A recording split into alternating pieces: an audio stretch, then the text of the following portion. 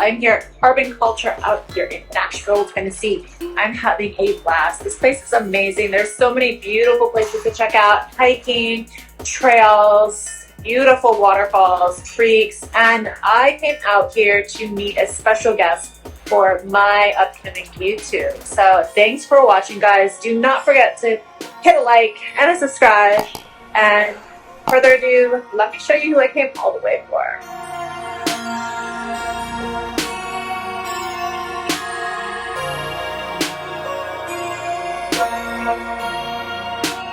One of the very first YouTube fitness channels that I've ever started following. And this guy is a wealth of information.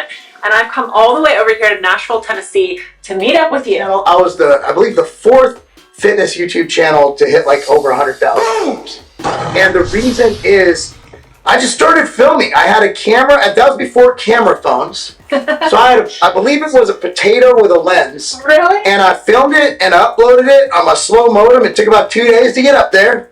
And it was a review on Oxy Elite Pro. It's still up. Wow. And it got like 80,000 views. I'm like, whoa, this is cool.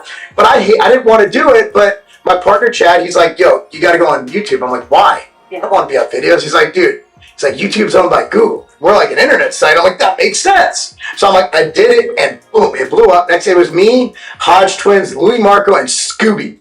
You have a competition coming up. I do. I was fortunate enough to get my pro card at the USA's in 2021. But just being able to stand on stage with the best in the world, I mean, that's like getting in the boxing ring with Mike Tyson. I can't claim to be a pro unless I actually show that I can stand on stage with pros. And I love winning. I love football. I love baseball. And I love competing. But the thrill of winning, or the drive to win, it's the reason I wake up in the morning. Something about doing something physically, competitively with your body. For me, my mind doesn't operate optimally unless I'm doing something physically competitive. That's just me. Setting examples for my kids. Because I'm sitting here and I'm training these athletes who want to go D1, who want to go pro. I love my athletes like they're my children. Right? Like, I want to see them succeed. When I see them do something special, it makes me happy. It makes me proud. It makes me cry. Because those become an extension of your family.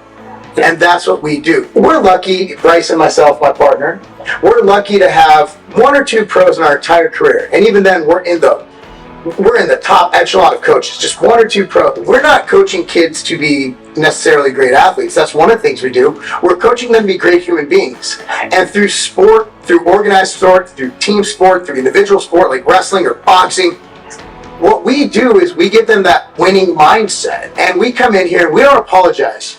We come in here every day to win. I think that in our modern world today, what we are missing is more leaders, more examples. We have so many children being raised in single parent homes. They don't have anybody to look up to. They don't have good examples, and they're really desperate for that. And unfortunately, a lot of those households, both parents are very integral, are missing the father. You hear about a lot of single moms, way less single dads. And you have the manosphere go, it's because the woman didn't. No, there's a lot of single moms because you men are weak and you suck. But God put me on this earth to train kids, because it was a football coach when I was a kid who got me out of a gang, who got me out of the street life, who got me to focus on sports, and sports saved my life. And I went through my life knowing that one day, that is what I will do 100% of the time. What makes greatness? It's hours practiced. And that's life in general. If you want to become good at business, you have to do stuff. And you talked about, a lot of people talk about doing things, they don't do it. I think that we have a house of cards going on right now in our world. It's set up for people to fail. And just as fitness, you have to actually change your lifestyle to have a good physique. It's not just getting into the gym. It's not just eating right. You actually have to change everything about yourself. I think that goes and transcends into everything else. Business, relationships. You have to be willing to change your lifestyle to have healthy relationships. What would you tell somebody who has a difficulty losing fat or has a metabolic issue, and what would they do? What do they do? Eat less, exercise more. There's no excuse. The reason is that hamburgers are delicious, okay? McDonald's is tasty, and people don't want to give up their apple pies. And that's the problem, is that they don't want to lose comforts. I used to say people don't know any better, but they do. Yeah. People know that a Big Mac and fries is not good for you. People know that drinking regular soda is not good for you. They just don't care. They'll go, I can't lose weight.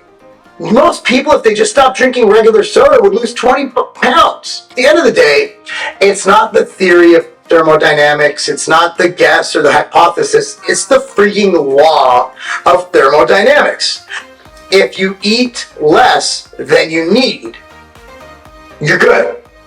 If you eat more than you need, your body's going to store it because it needs to put it somewhere. Diet is more important to lose the weight. But once you lose the weight, you can raise the calories. But if you stay active and you exercise a lot, you will keep the weight off. If you eat whole natural foods and you exercise every day, even just a walk around the block after dinner, you're in a really good spot. People hate lifting weights.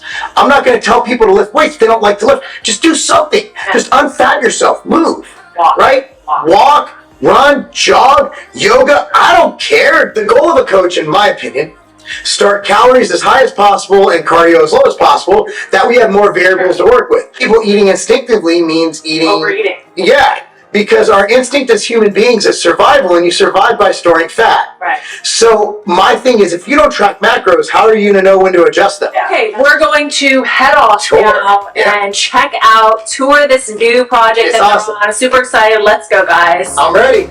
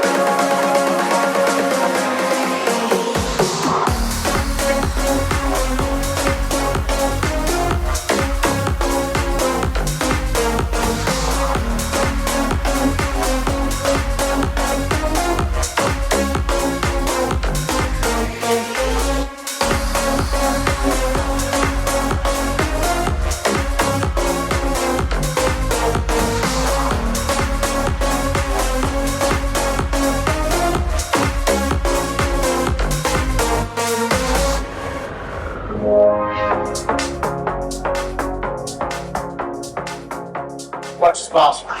Well, Mark, I appreciate you. Thank you so much. I'm so happy Well, that thank you. Yes. we can talk. I'm going to get all this information down. Let's follow. Thanks, guys. Thanks, guys. See you next time.